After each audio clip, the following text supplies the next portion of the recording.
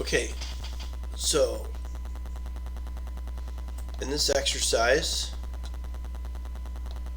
we started with the sweep number You're one. not sharing. Not sharing your screen.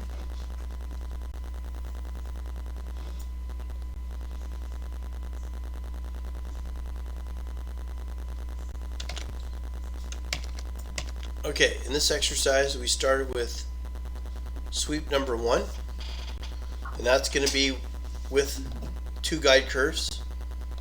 So you're going to make a picture of this pop-up window that you did this with two guide curves. And then I went over and actually tried to show you the difference with two guide curves versus the explicit sweep. So the first one I did, actually the first one I did was having this thing go off at an angle. So if you use this one here with two guide curves and your two lines are not exactly parallel, you're going to get a scaling factor. Okay, so I want to get a picture of it showing that it scales. And then again, I had to have that line so they're not parallel. And then that's what's going to happen if they're not parallel. In fact, for bonus points, you can do a curvy one and watch what happens when you make it curvy out here. In reality, the one you really want, if this is going to be a constant extrusion, even though this line's going at an angle, it will still maintain this shape, the exact size and shape throughout the entire profile. Using with reference surfaces keeps it constant. Then I came back and demoed sweep number two, having that surface with reference surface, which is identical to the other one, except that the other one is completely reliant on the two splines holding and maintaining a constant parallelism. So if anything were to get out of whack in any way, you're going to get a different scale. So the first technique I showed, sweep number one, is not the technique I would recommend. I would recommend sweep number two. And I want you to make a picture with reference with surface.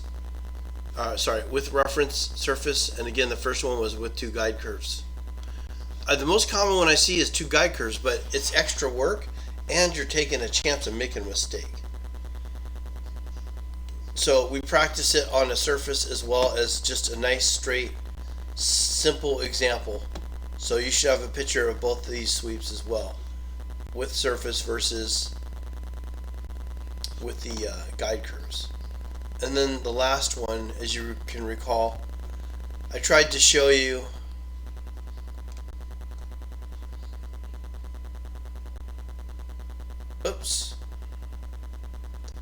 the hide versus multi-section. Okay.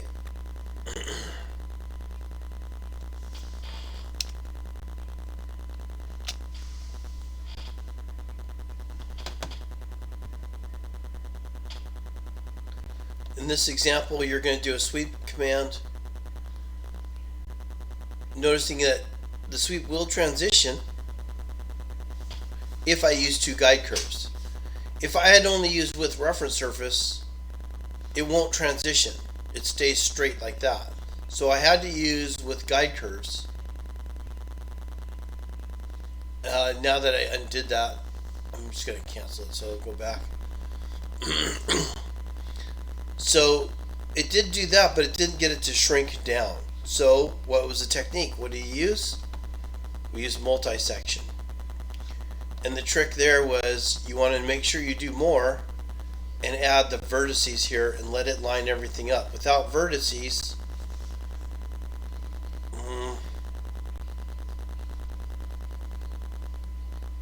you get this weird looking thing here. It might not even be a bad idea to get yourself a reminder, this is what it's going to look like, unless you go to more and turn on vertices. And then I guess you got to be committed to turn more down so you can just say okay. And that will fix that so that your surface will look like this. Alright, so I'm just trying to get you to get some experience of how to manipulate multi-sections and sweeps, which one might be more helpful for you. Alright, so get a Word doc with those different parts on there.